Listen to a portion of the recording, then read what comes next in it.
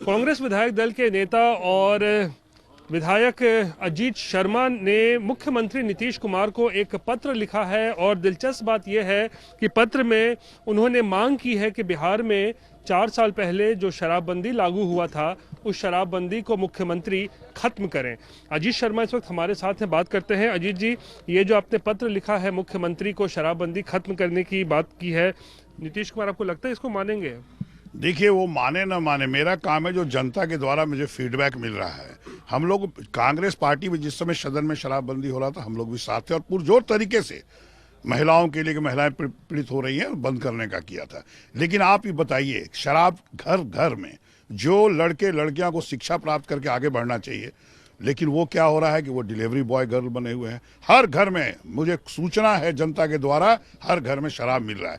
जब राजस्व की हानि हो रही है, आपका 4 से 5 हजार करोड़ का नुकसान हो रहा है, मेरा मानना है जब आप कंट्रोल नहीं कर पा रहे और प्रशासन के सभी पदाधिकारी उसी में लगे हुए शराब के पीछे, और लॉ एंड ऑर्डर देखिए ध्वस्त हो चुका है, रेपें हो रही है, हत्याएं हो रही है, पूरा सवाल उठ रहा है। उनके बीजेपी सहयोगी पार्टी लॉ एंड ऑर्डर पर सवाल उठा रही है, हम लोग तो उठाते ही रहे हैं। मेरा मानना है कि आप जब पूरा कंट्रोल नहीं कर पा रहे हैं प्रशासन के द्वारा, आपको शराबबंदी खत्म करना चाहिए और दुगना तिगुना दाम पर शराब की कीमत रखिए और उस राजस्व को लाके युवकों को रोजगार देने का काम करिए। ये मेरा मानना, इसीलिए मैंने आग्रह किया है इस पर वो संज्ञान लें। और उनको भी पता ही होगा कि सब जगह शराब बिक रहा है, इसलिए कुछ न कुछ उनको निर्णय लेना होगा। वो तो कहते हैं कुछ ऐसे तत्व हैं जो काम करते हैं इस तरीके का, लेकिन कार्रवाई की जा रही है ऐसे लोगों पर ताकि शराब तस्करी ना हो बिहार में। मैं आपको बताऊं, शराब कुछ पकड़े जाते हैं खेप, उसको नष्ट किया जाता है। वो पैसा कहाँ का है? बिहार के लोगों का है। आप कम से कम उसको नष्ट न करके उसको जिस रास्ते आया उसको वापस कर देते, वहां से राजस्व ला के आप कल कारखाने में लगाते। और क्या पूरे पकड़े जा रहे हैं? क्या हो रहा है प्रशासन में वो आप भी जानते हैं और माननीय मुख्यमंत्री को भी पता होगा, क्योंकि वो तेज आदमी हैं। लेकिन मेरा मानना है कि आप कंट्रोल नहीं हो पाया 4 साढ़े 4 वर्षों में। मैं भी साथ था सदन में बंद के समय, इसलिए मैं उनसे आग्रह किया हूं कि रेट बढ़ाइए और उस पैसे को कल कारखाने खोल के युवकों को रोजगार देने का काम कीजिए। लेकिन जेडीयू जो है वो कह रही है कि इससे तो समाज में जो है एक अच्छा मैसेज गया है, महिलाओं के बीच अच्छा मैसेज गया पिछले 4 सालों में अगर देखें तो। आप ये बताइए, महिलाओं के बीच अच्छा गया है आप कह रहे हैं? जिनके घर में 500 रुपये में लोग शराब, जिनको पीने की आदत तो जिनको छूटना तो छूट गया, जिनको नहीं छूटा वो अभी भी पी रहे हैं। और वो जो 500 रुपया पहले खर्च करते थे आज 1,500 से 2,000 रुपया खर्च कर रहे हैं, तो उनका तो खर्च बढ़ गया है और महिलाएं परेशान हैं घर के खर्चों से, महंगाई बढ़ गई है। इसलिए मैंने कहा है कि इस राजस्व को लाके कल कारखाने खोलेगा तो उनके बच्चों को भी नौकरी मिलेगी और महिलाएं खुश होंगी कि भैया हमारे बच्चों को रोजगार मिल रहा है। राजस्व बहुत आएगा, 4-5 हजार करोड़ तो आपको पहले नुकसान हो रहा था।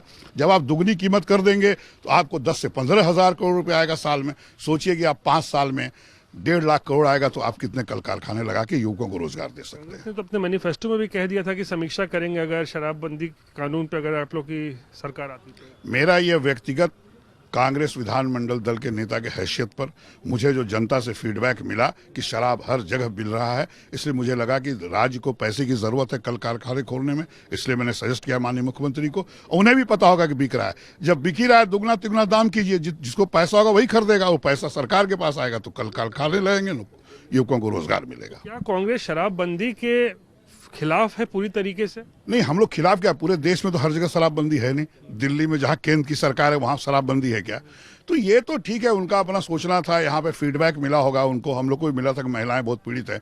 लेकिन ये 4.5 वर्ष में बंद करके हम लोगों ने देखा, जिनके घर जिनको छूटना था छूट गया, जिनको नहीं छूटा वो 500 का चीज 2,000-3,000 में खरीद के पी रहे हैं और महिलाएं और प्रताड़ित हो रही हैं कि उनके खर्चे नहीं पूरे हो रहे हैं। इसलिए सब जगह तो देश में बंद है नहीं, आपने बंद किया, आपने भी ट्रायल किया। अब मेरा मानना है कि उस पैसे को दुगना दाम करके आप युवकों को रोजगार पैदा करें। ट्रायल फेल हो गया है क्या?